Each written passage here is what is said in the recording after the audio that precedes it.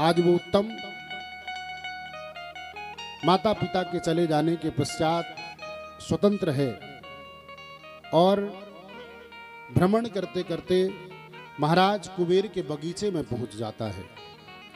महाराज कुबेर के बगीचे में सुंदर यक्षों के द्वारा रखवाली की जा रही है बगीचे की, और कुबेर जी के बगीचों के पास पहुंच करके उत्तम अंदर प्रवेश करना चाहा। यक्षों ने मना किया कि तुम अंदर प्रवेश नहीं कर सकते, इसलिए ये महाराज कुबेर का बगीचा है, जब तक उनका आदेश नहीं होगा, उनकी आज्ञा नहीं होगी तो तुम अंदर नहीं जा सकते। उत्तम उदंड होने के कारण उसने बातों ही बातों में झगड़ा करना प्रारंभ कर दिया कि मैं अंदर जाऊंगा। यक्षों ने कहा मेरी जवाबदारी है, बिना महाराज श्री की आज्ञा के मैं अंदर नहीं जाने दे सकता। उत्तम जबरदस्ती अंदर प्रवेश करने लगा। बातों ही बातों में झगड़ा शुरू हुआ और यक्षों के द्वारा उत्तम मारा गया। जब इस समाचार को सुना ध्रुव जी महाराज ने कि हमारे छोटे भाई की हत्या यक्षों के हाथों हुई है, तो आज ध्रुव जी महाराज को क्रोध आ गया। आचार्य सुखदेव भगवान से राजा परीक्षित ने निवेदन किया, गुरुदेव भगवान, एक प्रश्नवाचक चिन्ह है कि जिसको साक्षात श्रीमन्नारायण भगवान प्राप्त हो जाए, दर्शन मिल जाए, और उसको जीवन में काम, क्रोध, लोभ, मोह, मद, मत्सर ये खड विकार व्याप्त हो, मेरी समझ में बात नहीं आ रही है। आज ध्रुव जी महाराज क्रोधित होकर के संपूर्ण सेना को आदेशित किया है कि आज चलो चढ़ाई करो और उन यक्षों को जड़ मूल से समाप्त कर दो। इतना क्रोधित हुए ध्रुव जी महाराज। अपने मंत्री को बुला करके आदेशित किया कि संपूर्ण सेना को तैयार होने के लिए कहो और यक्षों से युद्ध करने चलना है। अपने उस उदंड भाई के मौत का बदला लेने के लिए निरपराध यक्षों को मारने की बात कहते हैं।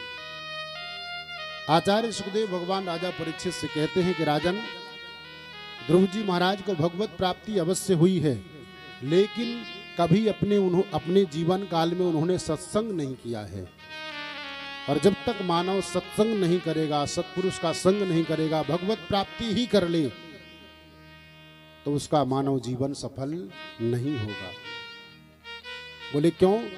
कि भगवत प्राप्ति करी 4.5 वर्ष की अवस्था में भगवान ने राजा बना दिया और सीधे राजा अभिषिक्त हो गए। अब वो सत्संग करने का उनके पास समय नहीं। धीरे धीरे बड़े हुए, विवाह हुआ, कुटुंब परिवार बढ़ा, उधर गृहस्थ जीवन की जवाबदारियां, जिम्मेदारियां, और राजा होने के कारण संपूर्ण प्रजा की जवाबदारी, संपूर्ण राज्य की जवाबदारी, उनके पास समय ही नहीं बचा सत्संग करने के लिए।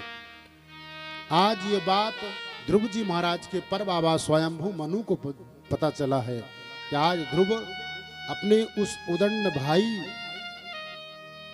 की मृत्यु का बदला लेना चाहता है उन यक्षों से, और उनसे युद्ध करना चाहता है। स्वयंभू मनु आए तो स्वयंभू मनु ने ध्रुव जी महाराज को रोका कि बेटा, आज ये संपूर्ण सेना को लेकर के इतना क्रोधित होकर के, आवेशित होकर के तुम कहां जा रहे हो, और निरपराध यक्षों को मारने की बात तुम कह रहे हो?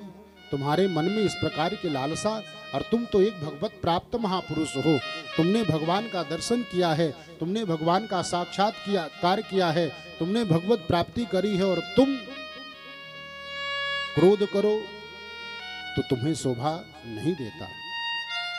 आज ध्रुव जी महाराज क्रोध इसलिए आया कि उन्होंने जीवन में कभी सत्संग नहीं किया है।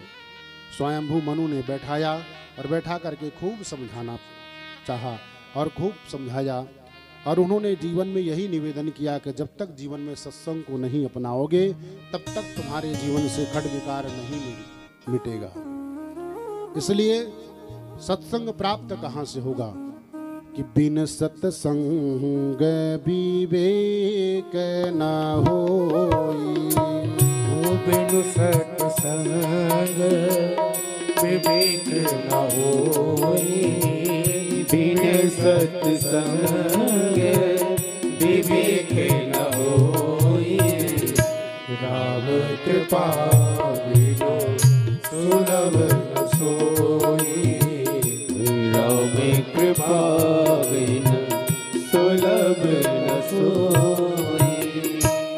बिना सत्संग के विवेक नहीं होगा, और जब तक राम जी की कृपा नहीं होगी, भगवत कृपा नहीं होगी, तब तक कोई कार्य सफल नहीं होगा। अब सत्संग प्राप्त कहाँ से होगा कि संत हृदय नवनीत समाना, संत हृदय नवनीत समाना, कहा कभी न पढ़ कहीं न जाना, कहीं कभी न पढ़ कहीं न जाना। स्वयंभू मनु समझाते हैं कि बेटा तुम तो एक संत हो, भगवत प्राप्त महापुरुष हो, और तुम्हारे अंदर तुम्हें क्रोध नहीं करना चाहिए। तुम क्रोध न करो, तुम्हारे अंदर क्रोध आना शोभा नहीं देता, और ये तुम्हारे मन से, तुम्हारे जीवन से क्रोध तभी जाएगा जब तुम सत्संग करोगे, संत का संग करोगे। जब संत का संग करोगे तो तुम्हारे जीवन से क्रोध, काम, लोभ, मोह, मद, मत्सर, ये जो